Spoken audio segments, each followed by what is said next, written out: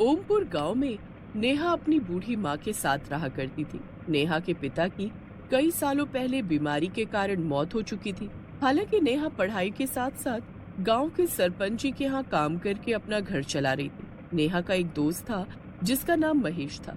महेश का नेहा के घर आना जाना काफी ज्यादा था क्योंकि दोनों बचपन से दोस्त थे। महेश, आज ही सारा सामान लेकर आना है, मुझे काम से आने में लेट हो जाएगा, तुम ला तो दोगे ना? आज तक किसी काम के लिए ना कहा है क्या? नहीं, लेकिन पूछना तो बनता है। क्या पता तेरा मूड ठीक ना हो या फिर तेरे जाने का मन ना हो, बहुत सारी चीज हो सकती है। महेश और नेहा के इस लगाव को देखकर कई लोग तो सवाल उठाते और कई लोग इन्हें इन दोनों की दोस्ती मानते। एक रोज नेहा के घर उसकी पड़ोसन विमला का आना होता है और वो देखती है कि नेहा खाना बना रही है और महेश खाना खा रहा है। अरे सुलोचना बहन, काफी समय से मेरे मन में एक सवाल आ रहा था, क्यों ना अब तुम्हारी बेटी बड़ी हो गई है तो उसकी शादी के लिए कोई लड़का देखो। और देखो भी क्या, लड़का तो आसपास ही है। अरे विमला बहन, तुम क्या कहना चाहती हो, कुछ समझी नहीं मैं तो ये कह रही थी कि महेश और नेहा की खूब बनती है, क्यों नहीं दोनों की शादी करवा दो।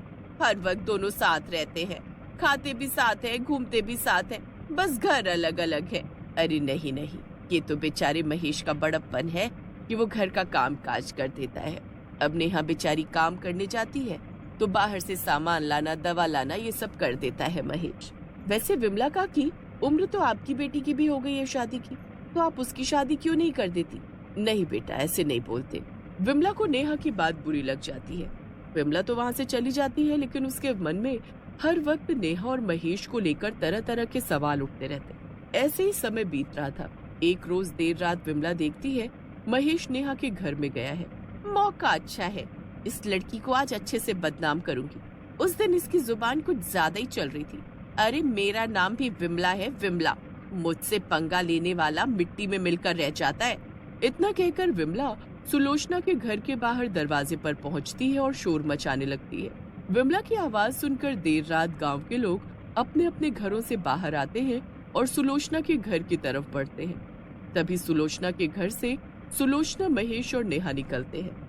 अरे विमला काकी, किस लिए इतना शोर मचा रही हो रात के वक्त? ऐसा भी क्या देख लिया जो सोने के वक्त चिल्लाए जा रही हो?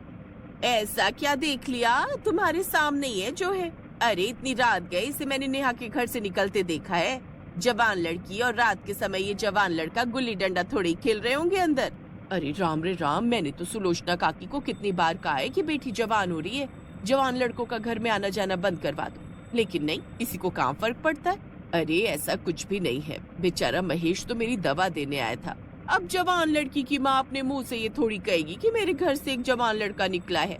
ये सब देखकर तो मेरी आंखें फूट जाएं, वही अच्छा है। मैं तो ये रोज रोज देखकर परेशान हो गई हूँ। कल को मेरी बेटी, तुम्हारी बेटी, बाकी की लड़कियों पर क्या असर पड़ेगा, इसलिए मुझे शोर मचाना पड़ा। विमला काकी, आपके मुंह में जो आ रहा है बोले जा रही हो, बोलने पर थोड़ा संयम दो और सोचो कि आप क्या बोल रही हो। वही बोल रही हूँ जो देख और सुन रही हूँ, बल्कि पूरा गांव देख रहा है तुम दोनों की करतूत। अरे इतना ही प्यार आता है तो शादी क्यों नहीं कर लेते? लेकिन बहुत हुआ, मैं तो कहती हूँ इन दोनों को सबक सिखा दो। बिल्कुल बिल्कुल, इन दोनों को पेड़ में बांध दिया जाए और भूखा प्यासा रखा जाए। इससे कुछ नहीं होगा। कल को गांव में ऐसा कोई दोबारा ना करे, इसके लिए इन दोनों को सजा देना तो बनता है। मैं आप लोगों के आगे हाथ जोड़ती हूँ, आज से महेश मेरे घर नहीं आएगा। अगर आप लोगों को कुछ गलत लगता है तो, लेकिन मेरी बेटी ऐसी बिल्कुल भी नहीं है। अपने पिता के जाने के बाद घर संभाल रही है, वो इस तरह की हरकत कभी नहीं करेगी। मुझे उस पर पूरा विश्वास है। और दोनों को ही गंजा कर दिया जाता है। दोनों को इतना ज्यादा मारा जाता है कि दोनों की हालत गंभीर हो जाती है और अस्पताल ले जाते दोनों की मौत हो जाती है। अपनी जवान बेटी की मौत और बदनामी के बाद सुलोचना को करीब महीने बाद हार्ट अटैक आता है और वो भी इस दुनिया को अलविदा कह देती है। लेकिन गांव के लोगों को इन सब से कोई फर्क नहीं पड़ता। इस बात को करीब कई महीने बीत जाते हैं और एक रोज जब विमला के दरवाजे पर बारात आती है तो एक बड़ा हादसा हो जाता है। हे भगवान, ये सब क्या हो गया? मेरी जवान बेटी और होने वाले दामाद को किसकी नजर लग गई? ये सब नेहा और महेश की आत्मा ने किया होगा, मुझे पूरा। अरे बारात आती इतनी तेज आंधी आई कि किसी को कुछ पता ही नहीं लगा कि कौन कहाँ चला गया। और जब आंधी थमी तो गांव वालों ने देखा आपकी लड़की और होने वाले दामाद की मौत हो चुकी है। बहुत बुरा हुआ विमला काकी, ना जाने अब किसके सहारे जीऊंगी मैं। मेरा क्या होगा कुछ समझ नहीं आ रहा मुझे। गांव में ये पहली बार था जब शादी के दौरान ऐसा हादसा हुआ और इस हादसे को लोग नेहा और महेश की मौत से जोड़ रहे थे। और कुछ दिन बाद गांव में एक और शादी होती है और इस बार शादी की रात दूल्हा और दुल्हन दोनों फांसी पर लटके मिलते हैं। अपनी पत्नी के जाने के बाद अपने बेटे को पढ़ा लिखा कर बड़ा किया, इंजीनियर बनाया और शहर की लड़की से शादी भी की। लेकिन देखो जरा, शादी वाली रात ही दोनों फांसी लगाकर जान दे चुके हैं। ना जाने किस बात का गम था दोनों को, मुझसे तो बताया होता।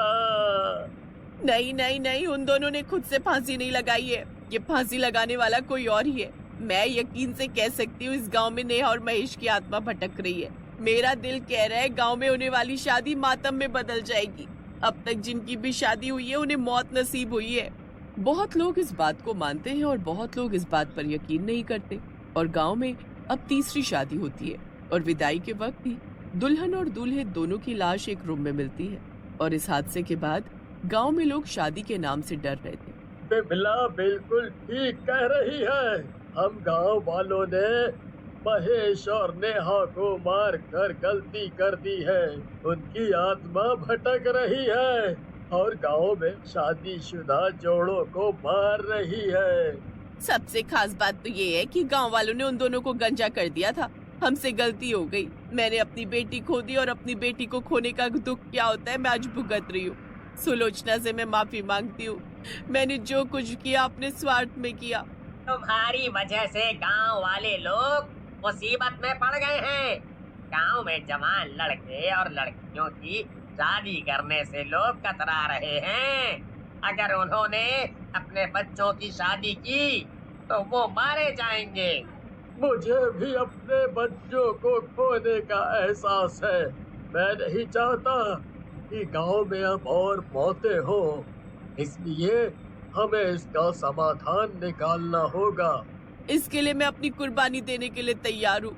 मैंने जो पाप किया है उसके लिए अगर मैं अपनी जान भी दे दूं तो कम है। और अब तो मेरे जीने का कोई मकसद नहीं रह गया। मैंने अपनी जवान बेटी खो दी है। जहाँ एक तरफ गांव के लोग डरे सहमे हुए थे और अपने ऊपर आए समस्या का समाधान ढूंढ रहे थे, गांव के लोग एक बार फिर मंदिर के बाहर इकट्ठा होते हैं। तभी वहाँ से एक साधु बाबा गुजर रहे थे जो गांव के लोगों की बात सुनकर रुक जाते हैं। बाबा प्रणाम, आप इस गांव के तो नहीं लगते?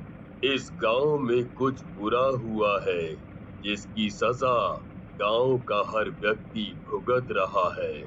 वो बाबा हाथ में कमंडल लिए थे और आंखें बंद करके कमंडल का जल इधर उधर चारों दिशाओं में छिड़कते हैं और अपनी आंखें खोलते ही वहाँ मौजूद लोगों से कहते हैं, जिस बुरी शक्ति के बारे में तुम लोग बात कर रहे हो, असल में उस बुरी शक्ति को तुम्हारे द्वारा ही सताया गया है। दो प्रेमी जोड़ों को तुमने अलग किया है, अब उनकी शादी करवानी होगी। ये चुड़ैल और भूत के रूप में अपनी बुरी शक्तियों से नए शादीशुदा जोड़ों को मार रहे हैं। गांव के लोग अब उस बाबा से आग्रह करते हैं कि कुछ दिन रुककर चुड़ैल और भूत दोनों की शादी करवाकर ही वो वहाँ से जाए। और बाबा भी वैसा ही करते हैं। विधि विधान के साथ उन दोनों के नाम का गुड्डा गुड़िया बनाकर उनकी शादी करवाते हैं, साथ में फेरे करवाते हैं और शादी संपन्न होते ही दोनों की आत्मा को मुक्ति प्रदान होती है। उन दोनों की शादी संपन्न हुई। वो दोनों अब सदा सदा के लिए एक हो चुके हैं और सदा के लिए मुक्ति पा चुके हैं। वो गांव के किसी भी व्यक्ति को अब परेशान नहीं करेंगे, लेकिन कभी भी इस तरह की गलती दोबारा ना करना। देखा ना, इससे नहीं जाने गईं। जिनकी जान जा चुकी थी वो तो लौटकर वापस नहीं आ सकते थे, लेकिन गांव में अब दोबारा किसी जोड़